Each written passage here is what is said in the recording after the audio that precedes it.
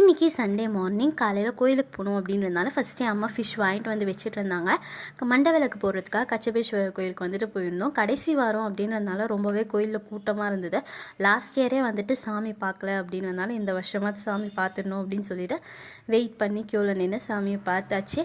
ரொம்ப நாளுக்கு அப்புறம் வந்துட்டு பாப்பாவை வெளியே கூட்டிகிட்டு போனதுனால அவளுக்கு ரொம்ப குஷியாயிடுச்சு. என்ன பண்ணுவாளோ அப்படின்னு நினச்சிட்டு இருந்தேன். தூங்கிட்டு இருந்தவ உடனே எழுந்து ரொம்ப ஜாலியாக சிரிச்சுக்கிட்டே எல்லாம் பார்த்துட்டு இருந்தா. குளத்தில் மீனெல்லாம் விட்டுருந்தாங்க. அதெல்லாம் பார்த்துட்டு ரொம்ப ஹாப்பியாக ஜாலியாக இருந்தா. எனக்கும் வந்துட்டு ரொம்ப நாளுக்கு அப்புறம் வெளியே போனது ரொம்பவே ஜாலியாக இருந்தது. ஃபைனலாக வந்துட்டு இந்த பஞ்சு மிட்டாய் வாங்கி சாப்பிட்டு கோயிலேருந்து கிளம்பியாச்சு. வெளியே வந்துட்டு நிறைய கடைலாம் இருந்தது.